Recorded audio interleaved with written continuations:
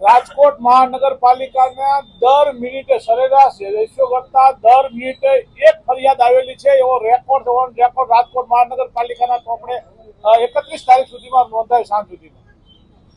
ગઈકાલે record check કરતા ડ્રેનેજની 2,65,114 ફરિયાદો હતી. એમાંથી 2,64,000 ફરિયાદોનો સોલ્વ થઈ છે. બાકીની પેન્ડિંગ આજની તારીખ સુધીમાં પેન્ડિંગ છે.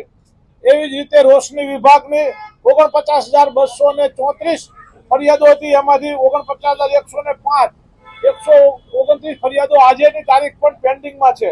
એવી જ રીતે સોલિડ વેસ્ટ મેનેજમેન્ટની 39,425 ફરિયાદોની સામે 39,276 ફરિયાદોનો નિકાલ થયો છે. બાકીની ફરિયાદો પેન્ડિંગ છે. આવી રીતે સોલિડ વેસ્ટ મેનેજમેન્ટની ફરિયાદો હોય, વોટર વર્ક્સની ફરિયાદો હોય, ડ્રેનેજની ફરિયાદો હોય, મૃતક પ્રાણીઓની ફરિયાદો, મૃતક પ્રાણીઓ 10,044 એની સામે 10,010 34 મૃતક પ્રાણીઓની ફરિયાદ. એનો અર્થ એ છે કે ગઈકાલે એક જ દિવસમાં 34 ફરિયાદો પેન્ડિંગ, એક જ દિવસની 34 ફરિયાદો પેન્ડિંગ હોય એવું પ્રાથમિક દર્શક દેખાડ્યું.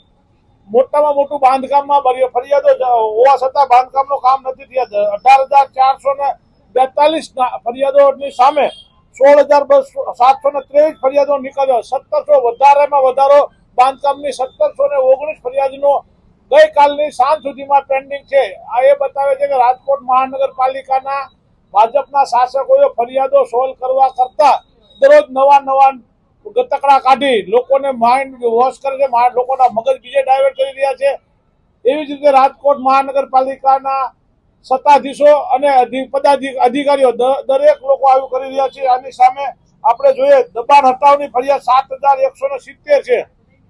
એમાં 7,082 88 ફરિયાદો આજની તારીખમાં નિકાલ કરવામાં છે. દબાણ હટાવની ફરિયાદ નિકાલ ન થતી હોય એ તો બહુ ખરાબ છે. ત્યાર પછી જો વિસ્તારમાં વધારે બે કાબુ થઈ જાય છે બાંધકામ કરનારા, ટાઉન પ્લાનિંગ દબાણ હટાવવા વાળા ટાઉન પ્લાનિંગ આ બધા કામ કરતા નથી. એના અનુસંધાને ટાઉન પ્લાનિંગ 2,156 ફરિયાદોની સામે 1,871 ફરિયાદનો નિકાલ કર્યો. 285 ફરિયાદો આજની તારીખમાં પેન્ડિંગ છે. એ બતાવે છે કે ક્યાંક ને ક્યાંક મફતિયા ફરિયાદ બની જવાના છે, ક્યાંક વધારાનું બાંધકામ બની જવાનું છે, ક્યાંક દબાણો થઈ જવાનું છે.